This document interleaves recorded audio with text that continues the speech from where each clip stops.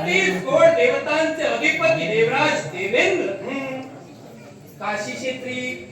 मी आता कारण विचारल्याच्यामुळे असे कारण का असेल?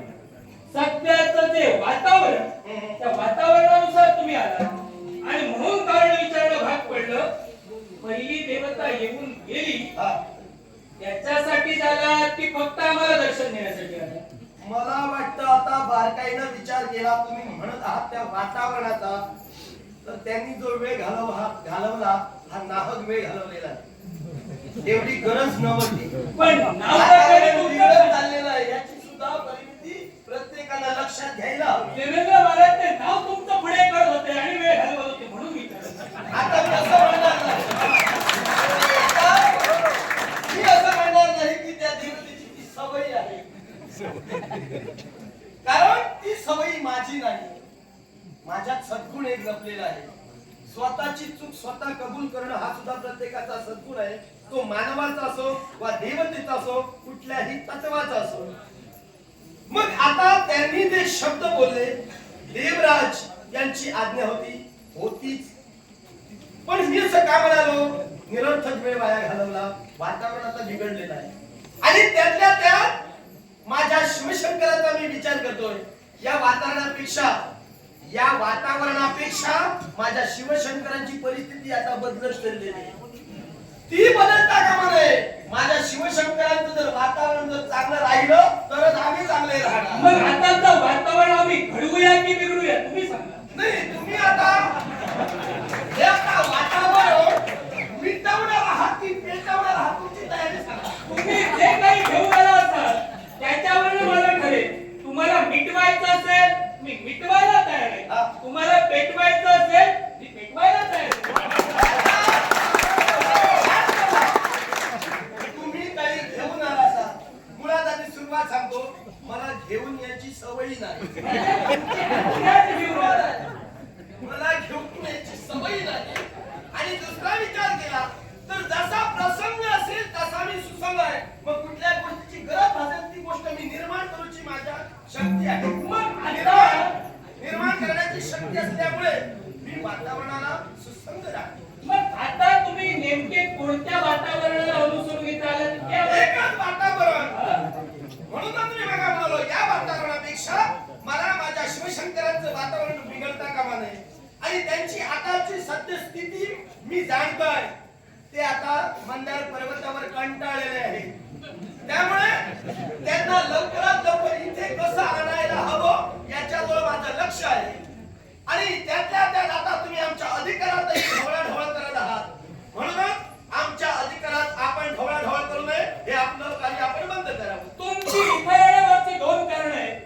एक म्हणजे शिवशंभू महादेवांना पुन्हा काशी आणायचं आहे आणि दुसरं म्हणजे मी तुमच्या अधिकारात ढवळाढवळ करतो. बरोबर. पहिली गोष्ट तुमचं पहिलं कारण स्पष्ट करतो. शिवशंभू महादेवांना मी काशी सोडा म्हणून सांगितलं नाही, त्यामुळे शिवशंभू महादेवांना मी काशीत घ्या असं सांगणार नाही. आणि दुसरी गोष्ट आता मला तुम्हाला प्रश्न राहील. जरा थांबा. नाही आता म्हणाला म्हणून जरा बोलतो ना पेक्षा विषय जरा बाजूला होईल. नाही बोला. आता तुम्ही म्हणाला मी शिवशंकरांना या असं म्हणणार नाही. तुम्ही म्हणण्याची गरज नाही. काशी शिवशंकरांचेच आहे. मी मान्यच करतोय काशी शिवशंकरांचीच आहे. आणि काशी हा शिवाचा प्राण आहे. त्यामुळे हे कुणीही फोडू शकत नाही. राहता वेळेला तुमचा दुसरा प्रश्न, तुमचं दुसरं कारण, यावर माझा प्रश्न तुम्हाला असेल. तुम्ही मी म्हणे तुमच्या अधिकारात ढवळाढवळ करतो, कसा तो स्पष्ट करा. ढवळाढवळ करता हे मी स्पष्ट करीन. पण आता तुम्हाला समजल्याप्रमाणे काशी ही शिवशंकराचा प्राण आहे याची जाणीव तुम्हाला आहे. मग आता ते बाजूला आहे ही गोष्ट तुम्हाला चालत आहे का? हे तुमच्या मनाला पटत आहे का? मी तुम्हाला प्रथमच म्हणालो त्यांची तळमळ तुम्हाला समजत नाही का? हा त्यांनी जाताना विचार करायला होता. मी त्यांना सांगितलं का म्हणून. मग इथे तुम्हाला कोणी आणलं? मला इथं विरंचितांनी आणलं. काय अधिकार विरंचितांना? विरंचितांचा काय अधिकार आहे तुम्ही केवळ बसून एका मानवाला विचारू शकत नाही ना. कारण मी विचारलं कारण आहे माझं. मी तुम्हाला एका जाब काय विचारतो कारण हे आता जे चाललेलं आहे हे आम्हाला मान्यच नाही. मान्य नाही. तो तुमचा हा कारभार चाललेला आहे. पुरे झाला तो कारभार. मगा म्हणाल्याप्रमाणे शिवशंकरांना लवकरात लवकर इथे मला आणायचं आहे. त्या अर्थाला अनुसरूनच आज हा मला तुमचा कारभार मान्य नाही. कारण या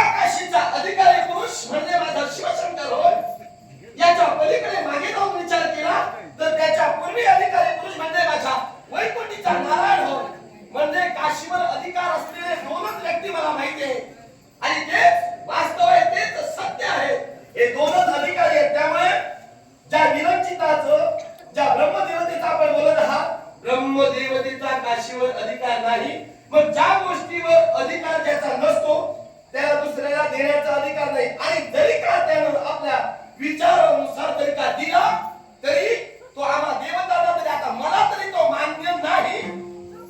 देवराज देवेंद्र, तुम्ही 33 कोट देवतांचे अधिपती आहात. तुमच्याकडनं हे भाष्य आम्हाला तरी योग्य वाटत नाही. का नाही? कारण या विश्वाच्या ठिकाणी भूतलावर कोणताही जरी काम देवतांना करावा लागला तरी तो षण्मासाच्या दरबारात त्याचा खल केल्याशिवाय होत नाही. मग जर का षण्मासाच्या दरबारी या गोष्टीचा खल केला गेला असता, मग त्यावेळी तुम्हाला हे विधान जर का पटलं होतं, मी त्यावेळी त्यांना रोखायला हवं होतं. पण खर केला असता तर हे भाष्य मी ते केलंच नसतं. आता ज्या अर्थी हा विषय आमच्यापासून अनभिन्न आहे, ब्रह्मदेवतेने हा जो निर्णय ते अधिकार आपल्याला दिलेला आहे, आपण जो अधिकार दिला, ही सत्य परिस्थिती होती की याच्यापूर्वी 60 वर्ष इथं तो दुष्काळ होता, अवर्षण होतं. आपण नवते अस्तित्व निर्माण केला, याबद्दल मी कौतुक करीन एका मार्गानं. दुसऱ्या बाजूनं त्याला अनुसरून तुमचा गौरवही करीन. आणि हा गौरव केल्यानंतर या सत्य परिस्थितीला, वातावरणाला अनुसरून माझा एकच निर्णय आहे. आता मागे न जाता माझ्या शिवशंकराच्या विचारामुळे या क्षणाला तुमचं कार्य तुम्ही बंद करा. माझ्या परमेश्वराला मला इथे आणायचं आहे. माझं कार्य मी या विश्वाच्या ठिकाणी केव्हाही बंद करणार नाही. आणि विरंचिकांचे शब्द जर का तुम्हाला मान्य नसेल, आता मला तुम्हा देवतांवरच संशय वाटू लागला. कारण विरंचिक हे सुद्धा देवता आहे, तुम्ही सुद्धा देवता आहोत. मग जर का एका देवतेला घेतलेला निर्णय दुसऱ्या देवतेला मान्य नाही, मग तुमच्या देवतातच आणि एकता नाही. एकता निर्माण करा. आज देवतांचा खेळ जनमानसाला कळणार नाही. हा खेळ जनमानसाला समजला असता तर ही परिस्थिती निर्माण झाली. म्हणजे तुम्ही हा खेळ फार वेगळा आहे. या गुंत्यात तुम्ही तरी मानव ओळखू नका. हा गुंता आमचा आहे. नाही. अरे ते हातानं तो सोडला. आता जरा अजून संशय वाढला. कारण आहे खेळ.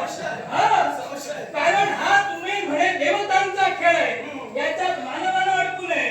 म्हणजे देवता तुम्ही काय करतात, विश्वाचा सरीपाठ मांडतात, मानवाच्या संख्या केलात आणि तुम्हाला हवे तशा खेळवतात. म्हणजे तुमचा वापर संपला तेव्हा मला काय शिकवणार? योग्य बोलला.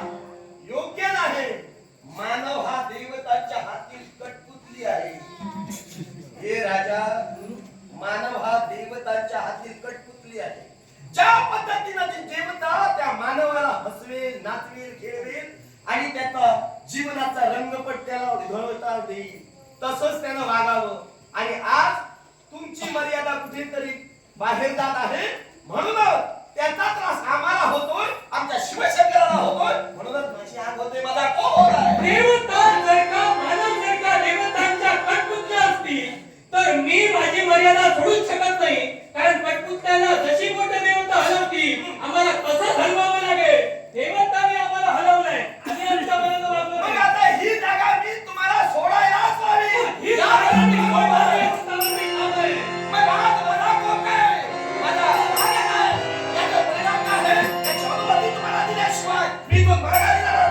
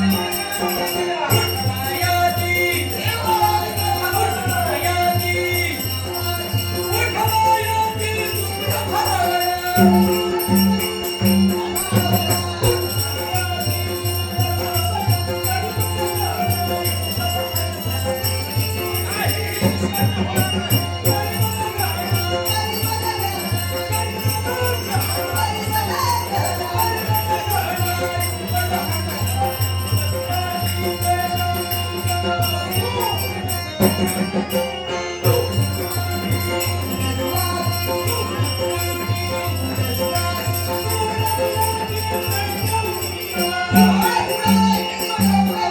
you.